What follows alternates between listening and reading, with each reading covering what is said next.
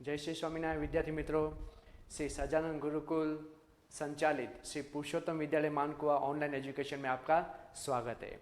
आज कक्षा 9 विषय हिंदी, उसमें आज हम एक पद्य पढ़ने वाले हैं जिनका नाम है सूरदास के पद। कि सूरदास के पद हम पढ़ने वाले हैं। उससे पहले कि सूरदास का जीवन परिचय ले ले तो सूरदास का जन्म 1478 में उनका जन्म हुआ है, लेकिन उनके जन्म स्थान के बारे में कई लोगों के मतभेद हैं। कि कई लोग ऐसा भी कहते हैं कि सूरदास का जन्म है वो दिल्ली के पास सिही नामक गांव में उनका जन्म हुआ है। तो कई लोगों का ऐसा भी मत है कि उनका जन्म मथुरा में रेणुका या फिर रुकना के वहाँ आसपास उसका जन्म हुआ है। सूरदास थे वो जन्म थे अंधे थे, यानी कि जन्मांध थे। लेकिन इसमें भी विवादास्पद है कि कई लोग कहते हैं कि उनके जो गुरु है वल्लभाचार्य, कि उनकी प्रेरणा से ही जो सूरदास है वो श्रीनाथ जी के मंदिर में श्री कृष्ण की लीलाओं से संबंधित पद लिखा करते थे। तो उनके मतभेदों में कई पाए जाते हैं। उनके जो अनन्य भक्ति उनकी पाई जाती है, उनके जो आराध्य देव है वो है श्री कृष्ण भगवान, कि वो उनके आराध्य देव है। आज हम जो पद पढ़ने वाले हैं सूरदास के पद, उनमें 2 पद दिए गए हैं। जो पहला पद है जिसमें सूरदास के कृष्ण भक्ति के अनन्य भक्ति का उन्होंने निष्ठावान उनकी भक्ति बताई गई है, कि जिनमें श्री कृष्ण के अलावा उन्हें कहीं भी सुख नहीं मिलता है, कि और कोई देवताओं के प्रति उनका ध्यान है वो भी नहीं लगता है। उनकी अनन्य भक्ति का वर्णन किया गया है पहले पद में। जबकि जो दूसरा पद है उसमें हमारे जो कृष्ण भगवान है उनकी बाल लीलाओं का वर्णन किया गया है, कि जब वो छोटे थे तब वो हाथ में मक्खन लिए हुए घुटनों के बल पर चलते हुए जब मक्खन खाते हैं तो उनकी सुंदरता का वर्णन किया गया है। तो आइए हम उनके जो 2 पद है वो हम यहाँ पर अभ्यास करते हैं। उनमें से जो पहला पद है हम यहाँ से पद लेते जाएंगे और समझते जाएंगे। मेरो मन अनंत कहाँ सुख पावे। सूरदास जी कहते हैं कि मेरा जो मन है वो अनंत कहाँ सुख पावे। अनंत, अनंत यानी अनंत यानी कि अन्यत्र, या फिर दूसरे स्थान पर, कि यहाँ पर सूरदास जी कहते हैं कि मेरा मन है वो कई दूसरी जगह पर कहीं पर भी सुख नहीं पाता है, अन्यत्र सुख कहाँ पर भी वो पाता नहीं है। कि उनका जो सूरदास का जो मन है वो कहाँ सुख पाता है, तो वो श्री कृष्ण के चरणों में, उनकी भक्ति में उनका जो मन है वो सुख पाता है। फिर उसके लिए उदाहरण देते हैं कि जैसे उड़ी जहाज को पंछी फिर जहाज पर आवे। कि उन्होंने कहा कि एक समुद्र में एक जहाज है जिसमें चारों ओर पानी है, तो जहाज का जो पंछी है वो उड़कर कहाँ जाता है, कि कहीं पर भी नहीं जाता, वो वापस घूम फिर कर उसी जहाज पर आता है। तो उसको जहाज के पंछी को अपने मन की तुलना की है कि मेरा मन भी वैसे ही है कि अन्य देवताओं के पास मेरा मन है वो भटकता वापस श्री कृष्ण के चरणों में लौटकर आता है। कि मेरा मन भी उसी जहाज के पंछी की तरह है कि अन्यथा वो कहाँ पर भी सुख नहीं पाता है, आखिर में वो श्री कृष्ण के चरणों में ही आकर वो सुख प्राप्त करता है। तो ये प्रश्न आपको पूछा जाता है कि जहाज का पंछी उड़कर वापस कहाँ आता है, तो जहाज का पंछी है वो उड़कर पुनः वापस जहाज पर ही आता है। फिर कहते हैं कमल नयन। कमल नयन यानी कि कमल के समान जो आंखें हैं जिसकी। कौ छांडी महातम। कौ छांडी यानी कि कमल नयन जैसे वाले जो श्री कृष्ण है, कि सूरदास की मन की आंखों ने जो कमल नयन वाले श्री कृष्ण के जो दर्शन किए हैं, उसकी महिमा को जाना है, उसको छोड़कर वो अन्य किसी देवताओं का ध्यान कैसे धरे, कि और देव को ध्यावे, यानी कि श्री कृष्ण को छोड़कर वो अन्य किसी भी देवताओं को ध्यान नहीं धर सकते हैं। कि वे श्री कृष्ण कैसे हैं, तो कमल नयन। कमल नयन यानी कि कमल की भांति नयन, कमल नयन, तो कमल की भांति, कमल की तरह, भांति यानी कि तरह, आंखें, कि कमल की तरह उनकी आंखें हैं। तो ऐसे छवि को वो छोड़कर अन्य किसी भी देवताओं की उसका ध्यान जाता ही नहीं है। कि परम गंगा को छाड़ी। उसके लिए एक और उदाहरण दिया है कि परम, परम यानी कि पवित्र, कि परम गंगा को छांडी, छांडी यानी कि छोड़कर, कि पियासो दुर्मति कूप खनावे। पियासो, पियासो यानी कि प्यासा, कि कूप, कूप यानी कि कुआं, खनावे यानी कि खुदावे। कि यहाँ पर सूरदास है वो प्यासे को मूर्ख कहते हैं। कौन से प्यासे को मूर्ख कहते हैं? किस प्यासे व्यक्ति को वो मूर्ख कहते हैं? कि जो गंगा के पवित्र जल को छोड़कर वो कुआं खुदवाता है अपनी प्यास बुझाने के लिए, तो ऐसे प्यासे व्यक्ति को सूरदास से वो कैसा कहते हैं? दुर्मति कहते हैं। दुर्मति यानी कि मूर्ख। यहाँ पर शब्द है दुर्मति। दुर्मति, दुर्मति यानी कि मूर्ख। दुर्मति यानी कि मूर्ख। फिर है परम। तो परम का अर्थ होगा पवित्र। छांडी, छांडी यानी कि छोड़ना या छोड़कर। छांडी यानी कि छोड़ना या छोड़कर। उसके बाद है कि कूप। तो कूप है, उसका अर्थ क्या होगा? तो कूप का अर्थ होगा कुआं। कि कूप का अर्थ होता है कुआं। और खनावे, खनावे यानी कि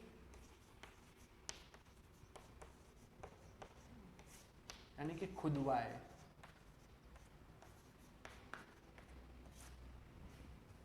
कि ऐसा व्यक्ति, प्यासा व्यक्ति मूर्ख के समान है जो गंगा के पवित्र जल को छोड़कर अपनी प्यास बुझाने के लिए कुआं खुदवाता है। तो ये अपनी यहाँ पर तुलना की है कि मेरा मन भी ऐसा है कि जो श्री कृष्ण की भक्ति को छोड़कर और किसी देवताओं की तरफ उनका ध्यान नहीं जाता है। फिर कहते हैं कि जी ही मधुकर। जी ही यानी कि जैसे, मधुकर, मधुकर यानी कि भौरा। मधुकर का अर्थ होता है भौरा। कि मधुकर यानी कि भौरा। कि जैसे मधुकर है कि अम्बुज रस चाख्यो। कि जिस भौरे ने अम्बुज रस चखा है, अम्बुज यानी कि कमल के रस को जिसने चखा है, कि क्यों करील फल भावे। कि जिसने अम्बुज रस का रस चख लिया है उसे भले कंटीली जो पेड़ पौधे होते हैं उनके फल उनको क्यों अच्छे लगेंगे। यानी कि यहाँ पर सूरदास जी कहते हैं कि जिनको श्री कृष्ण की भक्ति मिल गई है, उसकी भक्ति का रस चख लिया है, वो किसी भी भक्ति का रस है वो चखना चाहता नहीं है। तो यहाँ पर उन्होंने एक कंटीली पौधे की और मधुकर और एक कमल रूपी जो रस है उसका यहाँ पर उदाहरण दिया गया है। कि जो भौरा है जिसने अम्बुज रस चख लिया हो तो वो बाकी के जो कंटीली जो पदार्थ है, जो झाड़ियाँ हैं, उनमें वो अच्छे लगते नहीं हैं। अम्बुज, अम्बुज का अर्थ होगा कमल। अम्बुज तो उसका अर्थ होगा कमल। और झलज भी कहेंगे हम, झलज। तो जिसने कमल रूपी रस चख लिया है उसे और कोई कंटीली पौधे का उन्हें अच्छे लगते नहीं है। सूरदास प्रभु कामधेनु तजी। यहाँ पर सूरदास है वो अपने आराध्य देव को कामधेनु के समान मानते हैं। कि मेरे जो कृष्ण भगवान है वो कामधेनु के समान है। कामधेनु,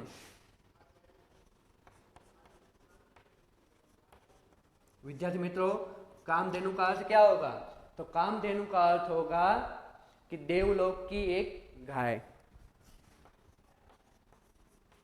देवलोक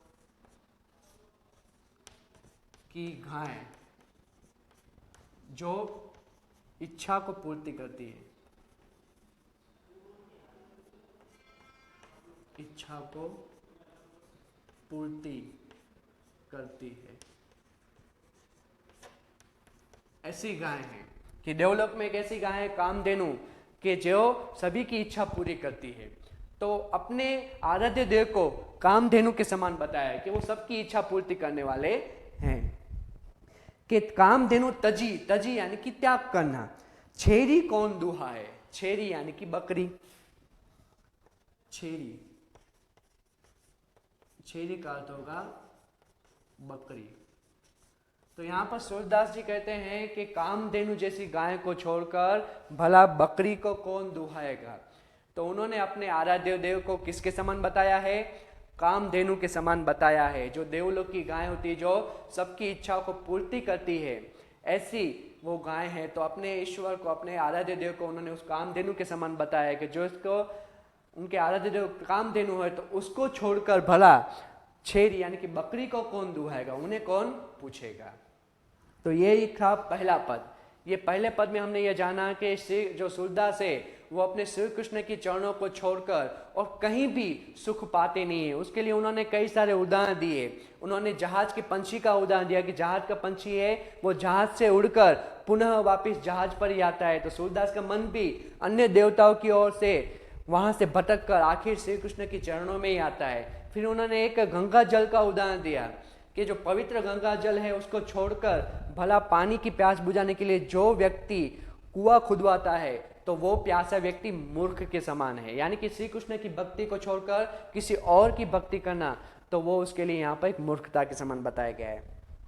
फिर कहते हैं कि उसके लिए उन्होंने एक भंवरे का और कमल रस के बारे में उदाहरण दिया है कि जिस भंवरे ने कमल का रस जिसने चख लिया है वो और किसी भी कंटीली पेड़ उन्हें अच्छे लगते नहीं हैं।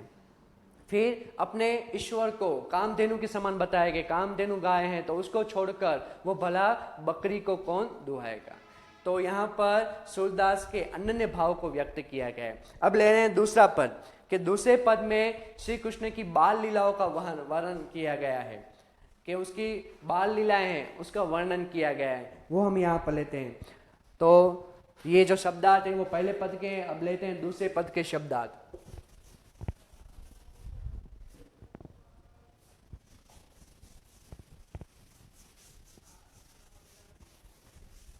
तो दूसरे पद में सूरदास जी कहते हैं कि शोभित कर नवनीत लिए। शोभित यानी कि सुंदर, यहां पर है कर, कर यानी कि हाथ, कर का अर्थ होगा हाथ, हाथ। फिर है नवनीत, नवनीत यानी मक्खन,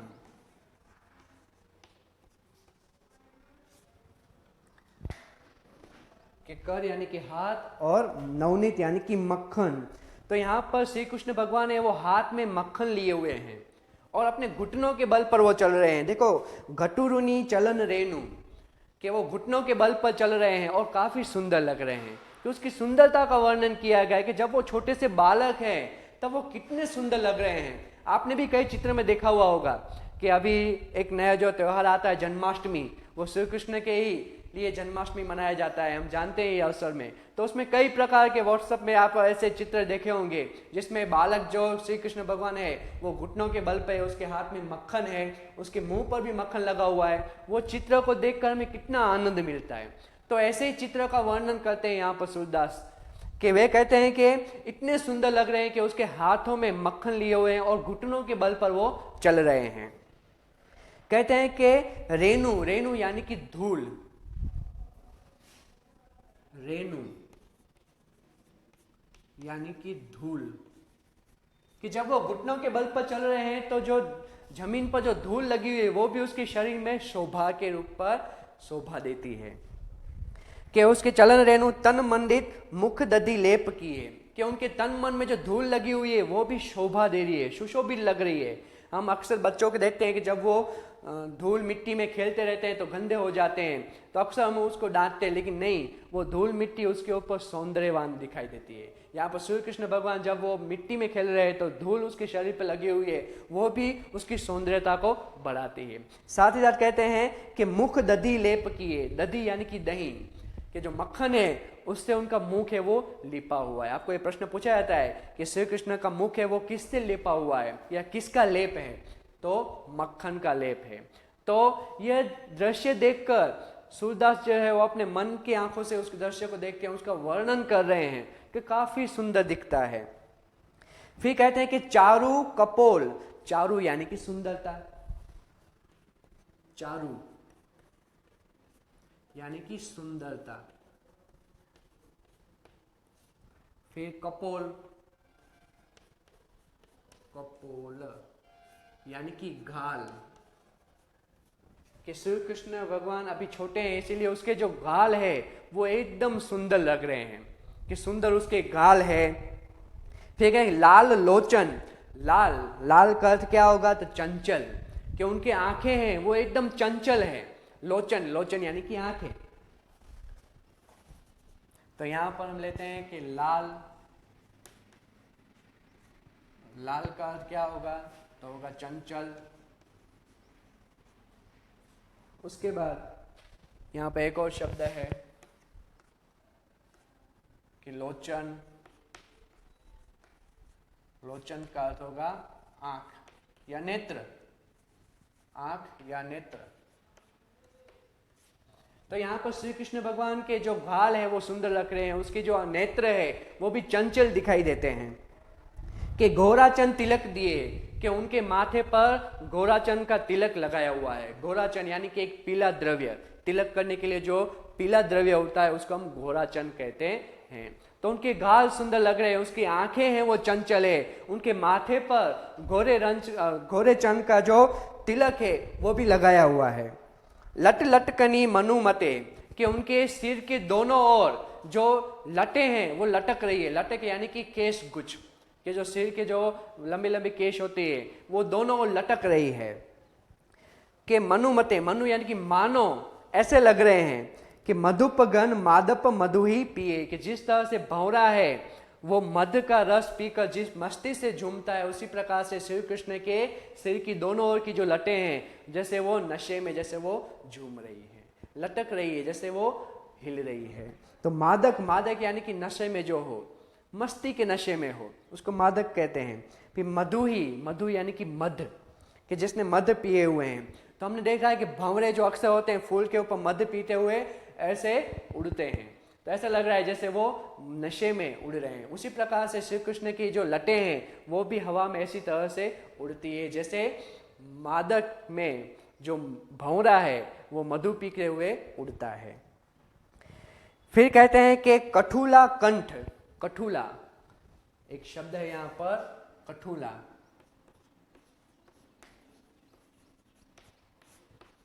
तो कठुला का अर्थ क्या होगा, तो चांदी की,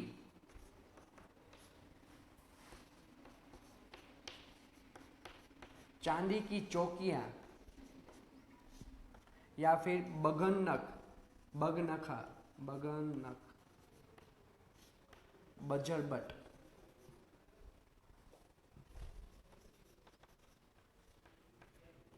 बजरबट यानी कि गले में पहनने वाला एक आभूषण है, कि उसको कहते हैं कठुला। और कंठ, कंठ यानी कि गले में, कि ऐसे गले में उन्होंने चांदी की चौकियां और बगन नक। तो यहाँ पे केहरी नक, केहरी नक का भी अर्थ होगा बगन नक। केहरी यानी कि केशरी, यानी कि सिंह के जो नख है यानी कि नाखून है, उनसे बनी हुई जो माला है उन्होंने पहनी हुई है। ब्रज, ब्रज का अर्थ होता है कि मजबूत, उनका जो सीना है वो एकदम मजबूत है। कि केहरी नख राजत, राजत यानी कि सुशोभित। कि रुचि रही है यानी कि उनके हृदय पर इतनी सुंदरता, सौंदर्यवान दिखाई देती है वो कंठूला। यानी कि जो बगन नख है, जो बजर बट्टू है, कि जो चांदी की चौकियां हैं, उनके वज्र जो गला है, जो छाती है, उसके ऊपर वो सौंदर्यतावान दिखाई देती है।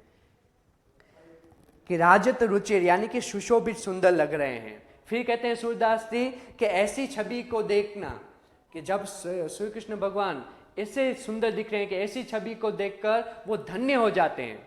कि आपको ये प्रश्न पूछा है कि सूरदास से वो धन्य क्यों हुए, क्योंकि उन्होंने श्री कृष्ण की दुर्लभ छवि को देखा है, कि ऐसे एक पल भी उसको दर्शन मिल जाए तो अपना जीवन धन्य हो जाए। सूरदास जी मानते हैं कि अगर उसका एक पल कर भी श्री कृष्ण के ऐसे दर्शन हो जाए तो उनका जीवन कैसा हो जाएगा, धन्य हो जाएगा। कि एको पल, एको पल यानी कि एक ही पल, कि इही, इही यानी कि यहाँ पर अगर उसके दर्शन मिल जाते हैं उनका जीवन सुखी हो जाएगा। कि का सत कल्प जिए, कल्प, कल्प यानी यहां पर लेते हैं कल्प।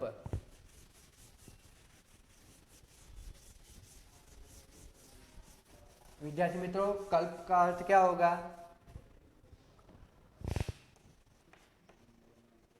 कल्प, कल्प का होता है कि 4 करोड़, 4 करोड़ 32 लाख, 32 लाख वर्ष की अवधि